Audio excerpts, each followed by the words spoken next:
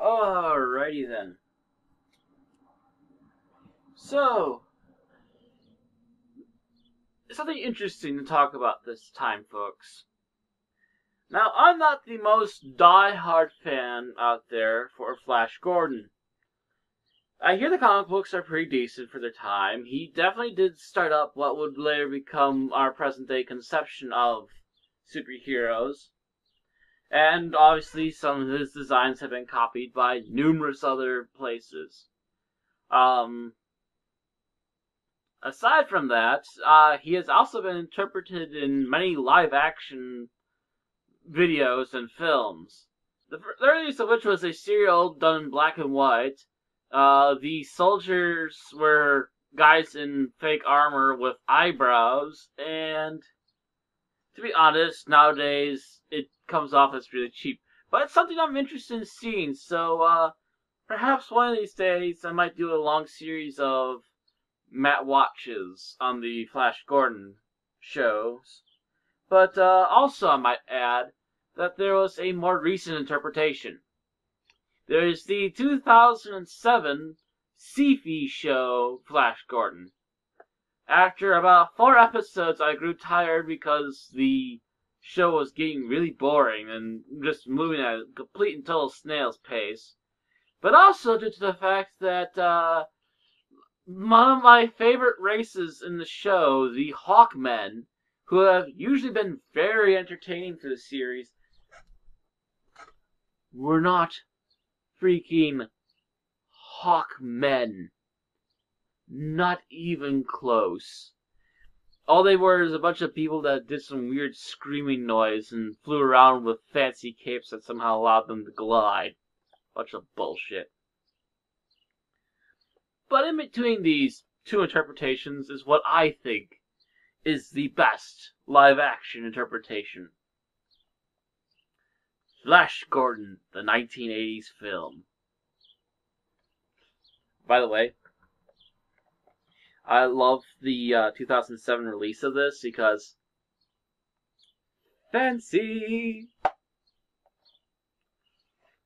But enough about the gimmicks of the very wonderful DVD release. Let's talk about the film, shall we? To get the basics of the story down pat, Flash Gordon is a quarterback, New York Jets.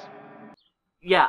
So, he's a football player, and he's going to be going off to somewhere else in the United States, or not, I don't recall exactly where he's planning on going. The long and the short of it is, he's heading off somewhere. He happens to be on the same plane as Dale Arden, the lead female in almost every interpretation of the comic books, and they happen to crash land their plane, and end up being right in the middle of the experiment by Dr. Zarkov, who believes that there is an alien menace that is causing the unusual phenomenon which also caused their pilots to disappear. Yes, I said they disappeared. Watch this.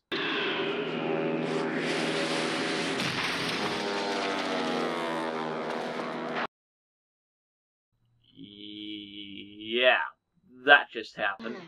Long story short, Dr. Zarkov is kind of a crazy idiot. He pretty much says, yes, I'm gonna take Dale, and you, Flash, get out of here. That won't fly, and a fight ensues, which sends all three of them into space. And apparently there's some sort of portal way between where we are in the galaxy and where the rest of this takes place in the galaxy.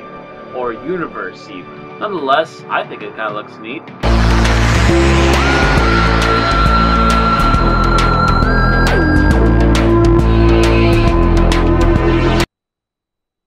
Long story short, they end up in a place called Mongol. The local worlds are all controlled by the merciless Ming.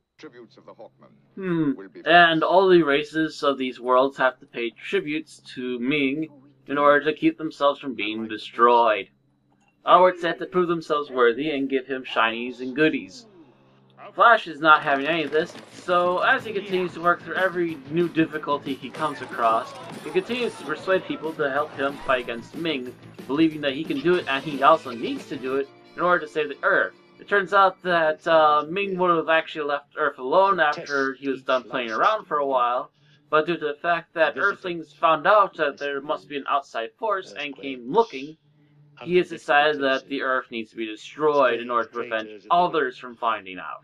So now that there's actually a deadline as to how long the Earth has, both Dr. Zarkov, Dale, and Flash continue to try to convince the other races, especially the Hawkmen, who are very most unwillingly underneath Ming's thumb,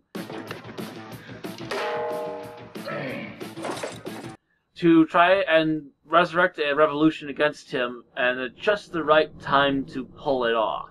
After a few backstabbings, the Hawkmen finally find out they have a second chance to help Flash, and do so very quickly. Meanwhile, some of the other people they've come in contact have finally decided to help their leader to also take advantage of destroying Ming, because Ming continues to piss off people left, right, and center, including Ming's own daughter, who he is planning to send away from their country and send her onto some frozen planet.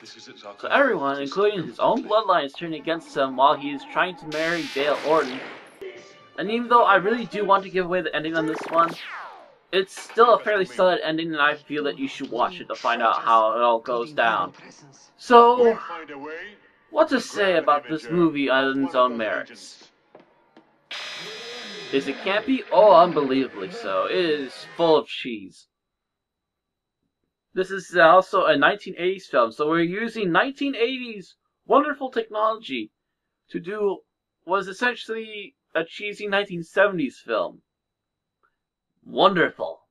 The acting is beyond superb. As a matter of fact, one of the background characters is actually the writer and co-star to the Rocky Horror Picture Show, which I find quite amusing in my own little way.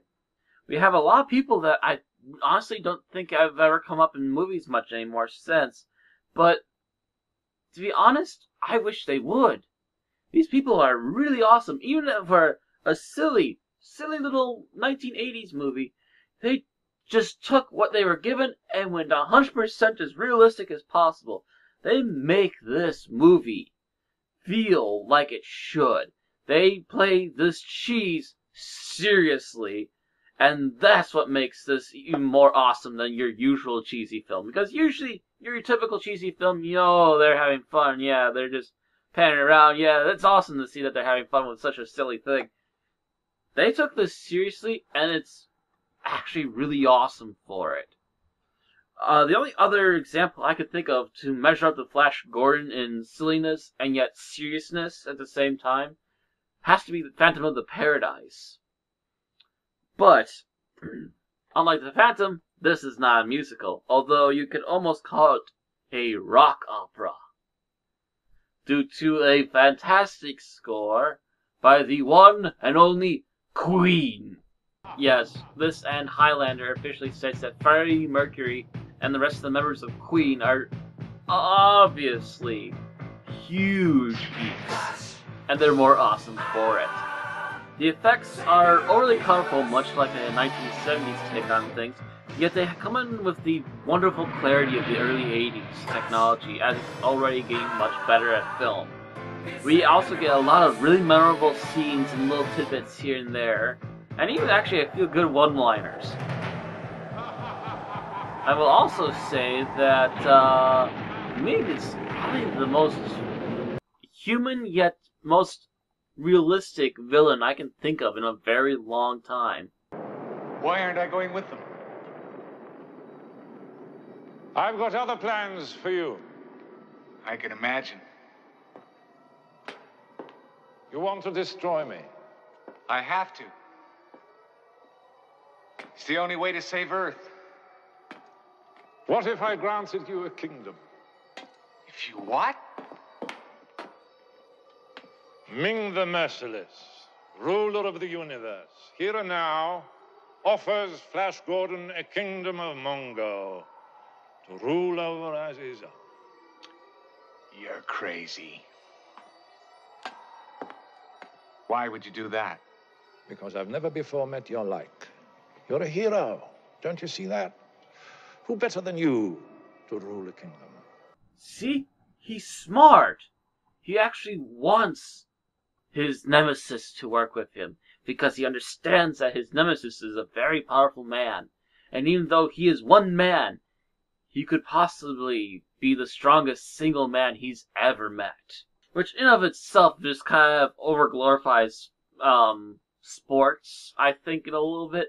But at the same time, it's just awesome that the idea basically is, how could the best of humanity, a real hero, a real man with no wandering, angsty background, who is purely a good-hearted person, and see how a really, truly good-hearted, honest hero would deal with evil Ming and his dark world of Mongol.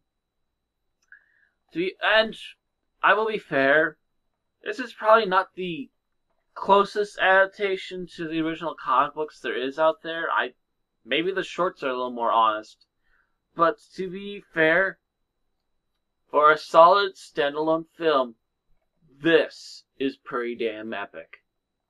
And wouldn't it just figure, Universal Studios made it too. Oh, Universal, I can never hate you for too long. So, yeah, that's about it. Feels like something's missing, though. Megazord, report! We are picking up a strange power reading. Put it on the big screen!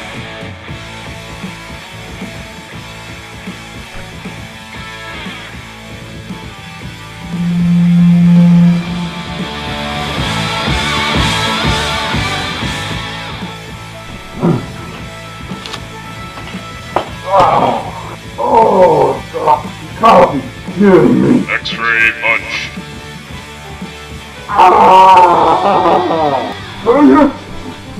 Dang it. Okay, so you can defend yourself too, huh? So, I would like to stay in chat, but I'm going to follow this bastard and make sure he doesn't cause any more trouble.